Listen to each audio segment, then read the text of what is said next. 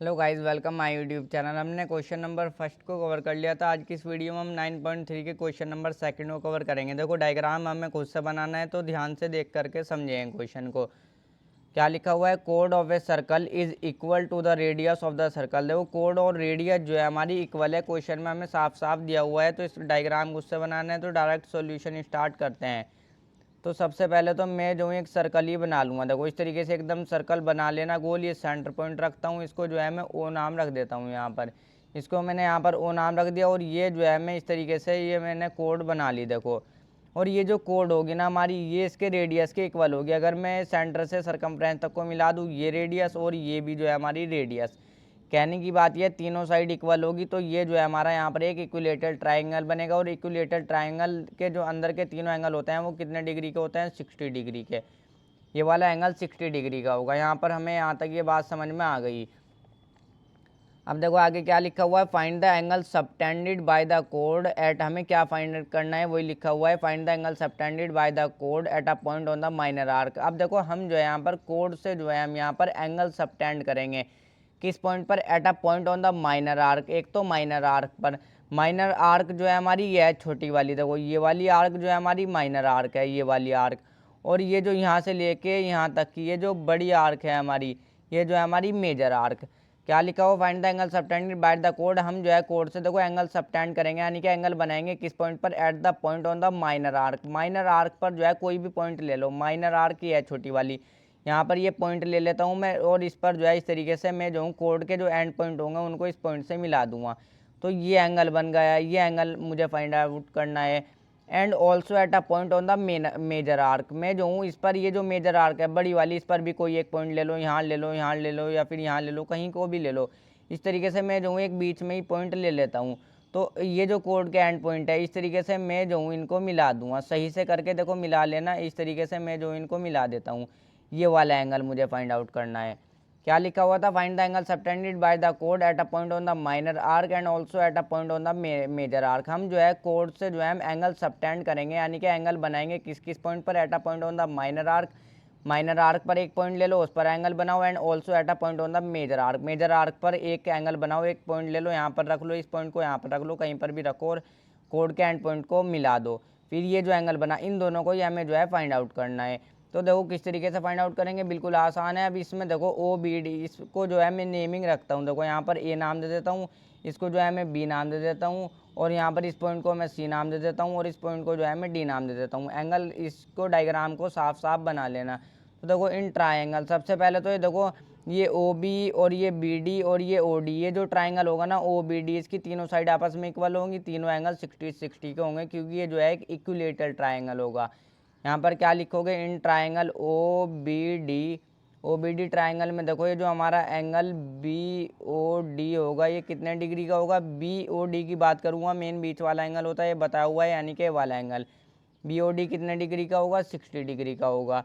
Since इसका reason मैं दे देता हूँ, क्योंकि O B is equal to O D, हमारा क्या लिखोगे? O B is equal to O D is equal to B D, क्योंकि तीनों साइड जो होंगी वो इक्वल होंगी। क्योंकि ये जो है, या फिर रीज़न में ए भी दे सकते हो, क्योंकि ये जो है हमारा एक इक्विलेटरल ट्राइंगल होगा। रीज़न में यहाँ पर इक्विलेटरल ट्राइंगल भी दे सकते हो। तो इसलिए बी ओ डी जो है हमारा 60 डिग्री का हो जाएगा, ओ बी ओ डी के इक्वल होगा, और ओ डी हमारा बी डी के इक्वल होगा। तीनों आपस में इक्वल होंगे ये। तो अब आगे किस तरीके से करूँगा, देखो, अब ये चीज़ भी बहुत अच्छे से पता है, जो सेंटर पर बनने वाला एंगल होता है ना, वो जो होता है डबल होता है रिमेनिंग वाले पार्ट पर जो एंगल बनता है। देखो, ये हमारी आर्क है बी सी डी, या फिर ये बी डी हमारी जो है हमारी कोड है। तो मैंने इससे जो है सेंटर पर एंगल बनाया, और इससे जो है फिर मैंने रिमेनिंग वाले पार्ट पर बताया। ये इंट्रोडक्शन वाली वीडियो में बहुत अच्छे से बताया था, और इससे पीछे वाले क्वेश्चन में भी हमने करा है। तो ये सेंटर पर बनने वाला एंगल जो होगा डबल होगा इस वाले एंगल से, यानी कि ये वाला एंगल जो होगा ना, ये आधा होगा इस वाले एंगल से। अब ये 60 डिग्री का है, तो ये जो है हमारा 30 डिग्री का होगा। देखो, मैंने क्या बोला वही लिख दूंगा, यानी कि एंगल बी ए डी, इस वाले एंगल को मैं क्या बोलूँगा? इस वाले को B A D. Angle B A D जो होगा ना मेरा, एंगल बी ए डी जो होगा मेरा, वो जो होगा हाफ होगा एंगल बी ओ डी का। ये जो होगा मेरा हाफ होगा एंगल बी ओ डी का। और ये जो हमें बोलती है, ये बोलती है हमें थ्योरम थ्योरम 9.7 देखो पीछे भी हम जो है यूज़ कर सकते हैं, ये हमने इसका करा है। एंगल बी ए डी जो होगा हमारा, वो जो होगा हाफ होगा किसका, बी ओ डी का। बी ओ डी 60 है ना, तो ये हाफ होगा, ये 30 होगा। तो बस बिल्कुल आसानी से आ जाएगा angle B A D half into में एंगल बी ओ डी मेरा कितना है, बी ओ डी मेरा 60 डिग्री है, तो पुट कर दो, ये 2 3 6 हो जाएगा, यहाँ पर 30 आ जाएगा।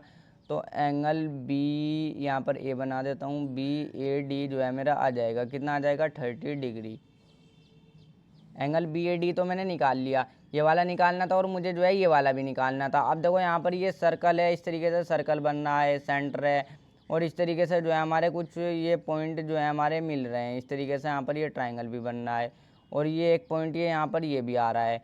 तो कहने की बात ये है, ये जो है हमारे एक क्वाड्रिलेटरल बनना है। देखो इस सर्कल के अंदर साइक्लिक क्वाड्रिलेटरल, अगर एक क्वाड्रिलेटरल के ये जो चारों कोने हैं, ये एक कोना, ये एक कोना और ये एक कोना, देखो और ये एक कोना, चारों कोने जो हैं इसके सर्कल को टच कर रहे हैं, तो ये जो है हमारा एक साइक्लिक क्वाड्रिलेटरल होगा। और साइक्लिक क्वाड्रिलेटरल के बारे में भी मैंने इंट्रोडक्शन वाली वीडियो में बताया था। क्या लिखोगे, इन साइक्लिक क्वाड्रिलेटरल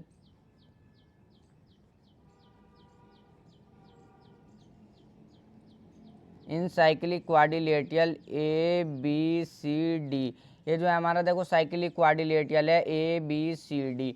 और साइक्लिक क्वाड्रिलेटरल की एक प्रॉपर्टी होती है, एंगल ए प्लस में angle C is equal to 180 degree. देखो ये जो है ना एंगल ए और एंगल सी, इन दोनों का सम जो होगा 180 डिग्री के इक्वल होगा। तो साइक्लिक क्वाड्रिलेटरल के अपोजिट वाले एंगल का जो सम होता है 180 डिग्री के इक्वल होता है। अपोजिट वाले एंगल यानी कि आमने सामने वाले, इन दोनों का सम 180 डिग्री के इक्वल होगा, और इन दोनों का सम मगर मुझे तो यहाँ पर इसकी ज़रूरत है और इसकी ज़रूरत है, क्योंकि मुझे ये वाला एंगल निकालना है। एंगल ए प्लस में एंगल सी, ये इन दोनों का सम 180 डिग्री के इक्वल होगा।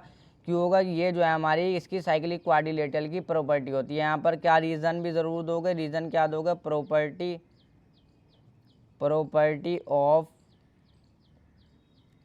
ऑफ साइक्लिक, यहाँ पर पूरा लिख लोगे quadrilateral. Property of cyclic quadrilateral की प्रॉपर्टी होती है अपोजिट वाले एंगल का सम 180 डिग्री के इक्वल होता है।